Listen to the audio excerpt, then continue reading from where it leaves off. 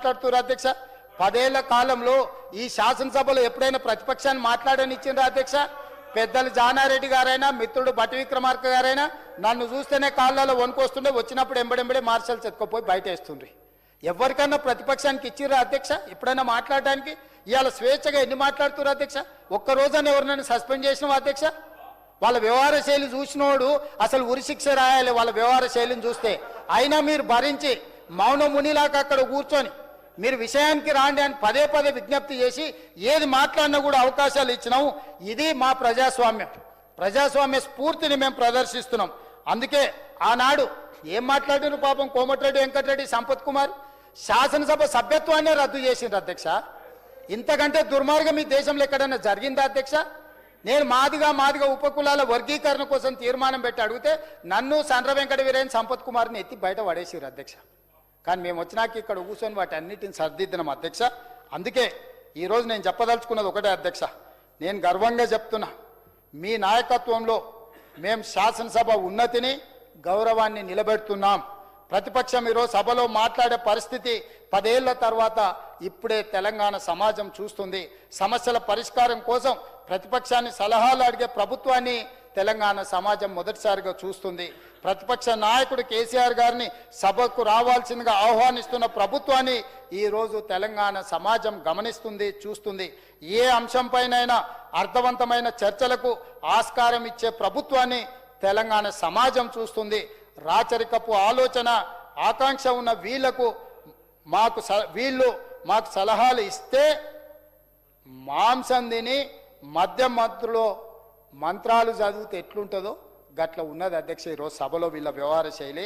అందుకే అధ్యక్ష నేను తమ ద్వారా విజ్ఞప్తి చేసేది, సూచన చేసేది, వయసు ఉంది కాబట్టి ఓపిక ఉండాలి. ఓపుకుంటే అవకాశాలు వస్తాయి. ఓపికతో పాటు ప్రవర్తన కూడా మార్చుకోవాలి. ఇదే మీ తాత ముత్తాతల ఆస్తి కాదు. ఈ కుర్చీ అనేది ప్రజలు ఇస్తే వచ్చేది. ప్రజలు ఆశీర్వదిస్తే మనం ఇక్కడ కూర్చుంటాం. అందుకోసమని ఈరోజు నేను వాళ్ళకి చేసే సూచన ఒక్కటే, ఎప్పుడు ఏది కావాలంటే అప్పుడు అది మాట్లాడతాం. నరం లేని నాలుక కాబట్టి ఎటైనా తిప్పుతామని మాట్లాడితే ప్రజలందరూ గమనిస్తూనే ఉండరు. అందుకోసమని ఇవాళ అధ్యక్ష గవర్నర్ గారి ప్రసంగానికి ధన్యవాదాలు తెలుపుతారు ప్రతిపక్షం అని మేము భావించినాము.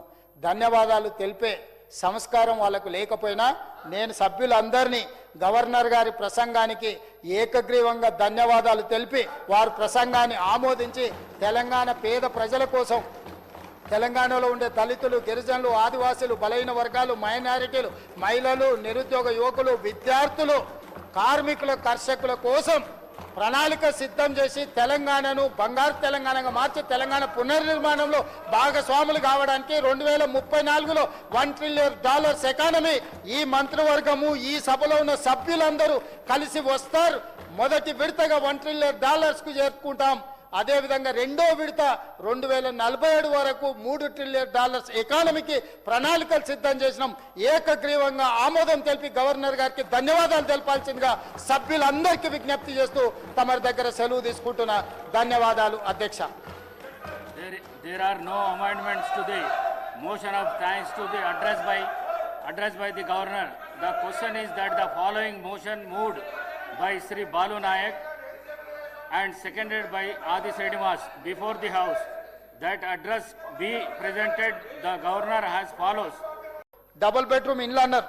ఏం మాట్లాడిండ్రు అధ్యక్ష? ఆనాడు ఎలక్షన్ల ముందు ఇందిరమ్మ ఇల్లు, డబ్బా ఇల్లు, కాళ్ళు కొడుకు వస్తే యాడ్ ఉండాలి, కోడలు వస్తే కొడుకు కోడలు ఉంటే యాడ్ ఉంటారు, బిడ్డ అల్లుడు పండగ వస్తే యాడ్ ఉంటాడు, కాళ్ళు చాపుకుంటే కాళ్ళు బయట ఉంటాయి, గొర్రె పిల్లనో మేక పిల్లనో కుక్క పిల్లలు ఉంటే ఎడగట్టేసుకుంటారు.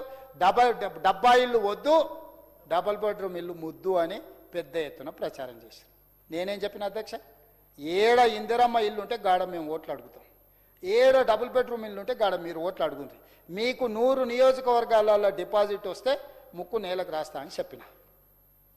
వాళ్ళు ఇంటికి పోయారు, మేము ఇక్కడికి వచ్చినాం. మా పొంగులేటి శ్రీనివాసరెడ్డి గారు ఆ శాఖ నిర్వహిస్తారు.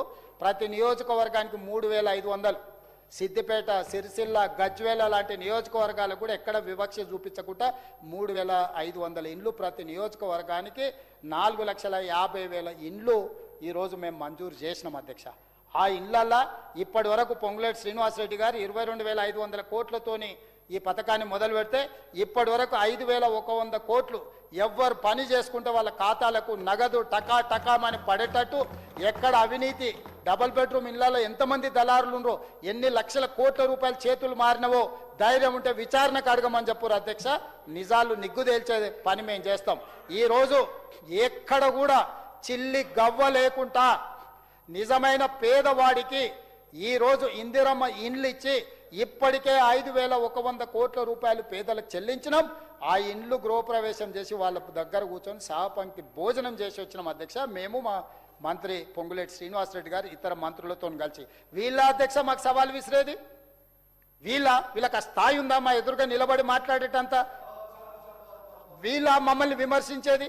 అదేవిధంగా రైతు రుణమాఫీ 25,35,964 మంది రైతులకు 20,616 కోట్ల రూపాయల రైతు రుణమాఫీ 2 లక్షల రూపాయలు మొదటి సంవత్సరంలోనే చేసి రైతు రుణమాఫీ చేసి రైతులకు విముక్తి కలిగించి నిన్నగాక మన కేంద్ర ప్రభుత్వం విడుదల చేసిన నివేదికలో అతి తక్కువ అప్పులున్న రైతు రాష్ట్రం తెలంగాణ రాష్ట్రాన్ని కేంద్ర ప్రభుత్వం ప్రకటించింది అధ్యక్ష. అందుకే ఈరోజు ఇదే కాదు, రైతు భరోసా 1,52,00,000 ఎకరాలకు 70 లక్షల పైగా రైతులకు ఇప్పటి వరకు 18,000 కోట్ల రూపాయలు ఇచ్చినాం. రేపు 22 నాడు మళ్ళీ రైతు భరోసా కార్యక్రమాన్ని మొదలు పెట్టబోతున్నాం అధ్యక్ష. అదేవిధంగా సన్న ఓట్లకు బోనసు ఈ రోజుకు మా ఉత్తమ్ కుమార్ రెడ్డి గారు సన్న ఓట్లకు బోనసు ఇప్పటి వరకు 1,940 కోట్ల రూపాయలు ఇప్పటి వరకు చెల్లించిండ్రు అధ్యక్ష. ఇవి మా గ్యారంటీలు. ప్రజలు మమ్మల్ని నమ్మిండ్రు కాబట్టి మాకు కంటోన్మెంట్ ఉప ఎన్నికలలో పట్టం కట్టిరు, జూబ్లీ హిల్స్ ఉప ఎన్నికలలో పట్టం కట్టిరు, సర్పంచ్ ఎన్నికలలో 66% సీట్లు ఇచ్చి పట్టం కట్టిరు, మున్సిపల్ ఎన్నికలలో 85 నుంచి 90% ఓట్లు ఇచ్చి పట్టం కట్టిరు. ఇది రెఫరెండం అన్నోళ్లకు ప్రజలు గుణపాఠం చెప్పిండ్రు. లోకసభలో మీకు గుండుసున్న ఇచ్చారు అధ్యక్ష. 2023 డిసెంబర్లో అధికారం పోయింది. 2024లో పార్లమెంటులో గుండుసున్న వచ్చింది. తర్వాత అసెంబ్లీలు, సర్పంచులు, మున్సిపల్ ఎన్నికల్లో ఇన్ని ఎన్నికల్లో ప్రజలు తీర్పిస్తే ఇది ప్రజల తప్పు, మేము మంచోళ్ళమే అని ముసిగేసుకొని వాళ్ళు ఇట్లా అబద్ధాలు చెప్పుకొని కాలం గడుపుతున్నారు అధ్యక్ష. ఇది ఏమీ ప్రయోజనం లేదు. వాస్తవాలను గుర్తెరగండి, భూమి మీదకి దిగండి దయచేసి. మీరు రాజులు కాదు, ఇది మీ రాజ్యము కాదు. ప్రజలు రాజులు. ప్రజలు తీర్పిచ్చి వాళ్ళ సేవకులను నియమించుకుంటారు. వాళ్ళకి సరైన విధంగా హామీలను అమలు చేసి గ్యారంటీలను అందిపుచ్చి నిరుద్యోగ యువతకు ఉద్యోగ ఉపాధి అవకాశాలు, విద్యార్థులకు చదువులు నాణ్యతతో కూడుకున్న, ఒకప్పుడు చదువే లేదు, ఈరోజు గ్రామాలకు చదువు వచ్చింది, కానీ ఆ చదువులో నాణ్యత లేదు, ఆ చదువులో నైపుణ్యం లేదు. నాణ్యత కలిగిన చదువు, నైపుణ్యంతో కూడుకున్న శిక్షణ ఈరోజు విద్యార్థులు ఆశిస్తారు. అందుకే నాణ్యతతో కూడుకున్న విద్య, బ్రేక్ఫాస్ట్తో పాటు ఉదయం బ్రేక్ఫాస్ట్, మధ్యాహ్నం లంచ్ కూడా ఇచ్చి నర్సరీ నుంచి 12th క్లాస్ వరకు తెలంగాణ ఎడ్యుకేషన్ పాలసీని అమెండ్ చేసి తద్వారా పేదలకు నాణ్యమైన విద్యను అందించాలని 12th పైన చదువుకునేటోళ్లకు వృత్తి నైపుణ్యాన్ని ఇచ్చి బ్లూ కాలర్ జాబులు క్రియేట్ చేయాలని. వైట్ కాలర్ జాబులు మొత్తం పోతాయి, ఏ సునామీలో కొట్టుకుపోతారంటే ఈరోజు లక్షలాది మంది నిరుద్యోగ యువకులను బ్లూ కాలర్ జాబులు, బ్లూ కాలర్ అంటే మనకు ఫిట్టర్ కావచ్చు, ఎలక్ట్రీషియన్ కావచ్చు, ప్లంబర్ కావచ్చు, ఇలా చేతి వృత్తులతోని, అదేవిధంగా బ్యూటీ పార్లర్లు కావచ్చు, హెయిర్ కటింగ్ సెలూన్లు కావచ్చు, ఇలాంటి చేతి వృత్తి, కుల వృత్తి, వంటలు ఏ వచ్చి చేయదు అధ్యక్ష, మనుషులే చేయాలా, షెఫ్ అంటారు కదా. ఇట్లాంటివి ఎన్నో శిక్షణలు ఇచ్చి లక్షలాది రూపాయలు సంపాదించుకునే అవకాశం యువతకు కనిపించాలని ఈరోజు బ్లూ కాలర్ ఉద్యోగాలకు మా మంత్రివర్గం బ్రాండ్ అంబాసిడర్గా నిలబడాలని ఈరోజు మా ప్రయత్నం చేస్తున్నాం.